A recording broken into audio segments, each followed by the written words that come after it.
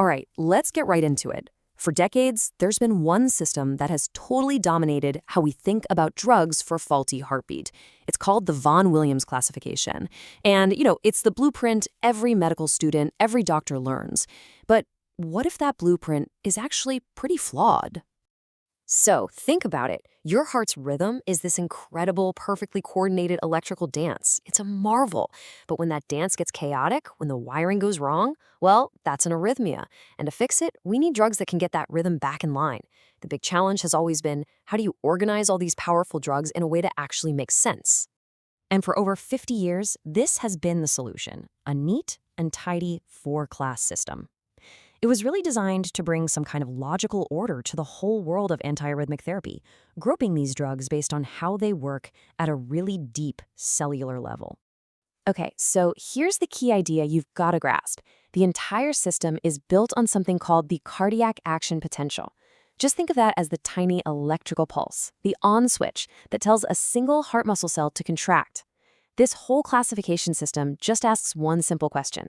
How does this drug mess with that tiny electrical pulse?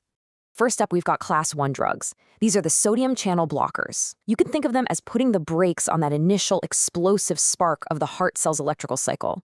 That's called phase 0. So by slowing this down, they slow down the speed that electricity can travel through the heart tissue.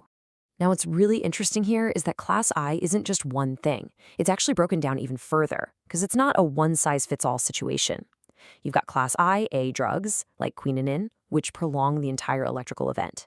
Then there's class IB, with drugs like lidocaine, and they do something unique. They actually shorten it, which makes them really useful for heart tissue that's been damaged, say after a heart attack. And then class IC. These are the heavy hitters like flecainide. They are powerful brakes on conduction, and you can actually see this on an ECG as a wider QRS complex, that big spike that shows the main squeeze of the ventricles. All right, moving on to class 2, the good old beta blockers. Now, if class 1 drugs are the brakes on the electrical signal itself, you can think of these as telling the entire heart to just take a breath and calm down. They work by blocking the effects of adrenaline. And what does that do? Well, it slows down the SA node, that's the heart's own natural pacemaker, and it also slows down the signal as it passes through the AV node, which is like a critical electrical relay station. So class 3 drugs, they come at the problem from a totally different angle. These are potassium channel blockers. They actually work on the recharge phase of the heart cell cycle.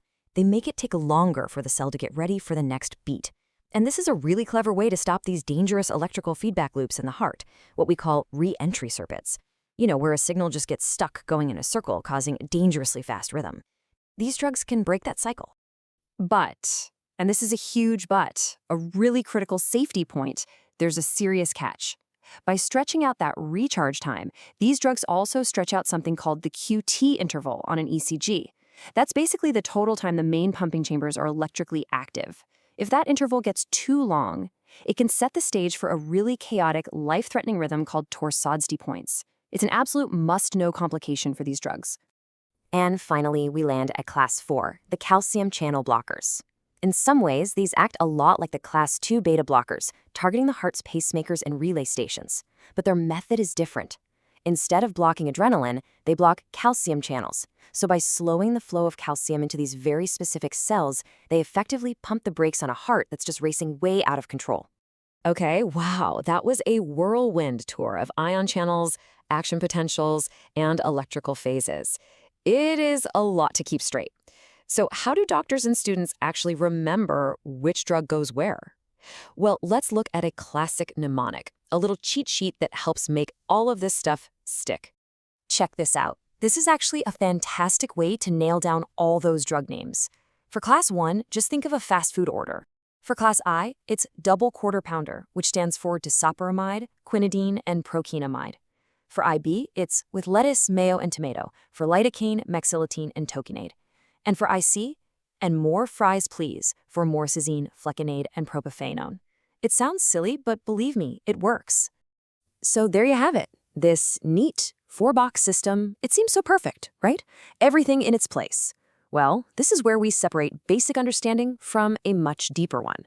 Because the reality is, this perfect blueprint, it's got some pretty serious cracks in its foundation. So what's the first and biggest problem? It's that drugs, well, they don't really follow our rules. The classification system tries to rigidly assign one mechanism to each drug. But in the real world, inside a human body, a lot of these drugs are multitaskers. They simply refuse to stay in their assigned lane. And there is no better example of this, the absolute poster child for this problem, than the drug amiodarone. I mean, look at this. Officially, it's a class 3 drug. But in reality, it hits sodium channels like a class 1 drug. It has beta-blocking effects like a class 2 drug. And it blocks calcium channels like a class 4. It's basically a one-drug wrecking ball to the entire system's logic.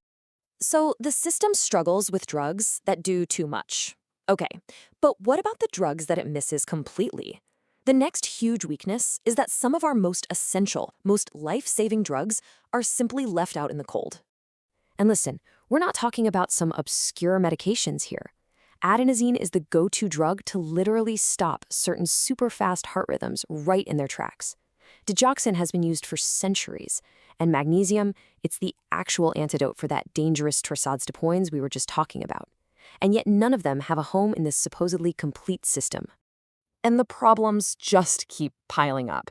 The classification is based on lab tests on single cells, not on clinical use. It doesn't tell a doctor which drug to use for which specific arrhythmia.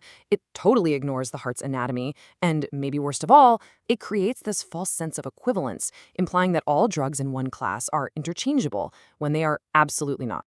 And really, this is the bottom line. Just knowing the 4 classes, that's basic knowledge. True expertise, the kind that earns you top marks, the kind that makes for a better, safer clinician, comes from understanding not just how the system works, but exactly where and why it fails. So we're left with this really interesting paradox, aren't we? We teach and use a system that we know is full of holes. It's a foundational concept that's built on pretty shaky ground. And this leaves us with a really critical question. If this 50-year-old blueprint isn't really working anymore, what's next? What should the new one look like? Maybe a system based not on ion channels, but on the specific type of arrhythmia, or maybe even on a patient's own unique genetics? That, right there, is the challenge for the next generation of medicine.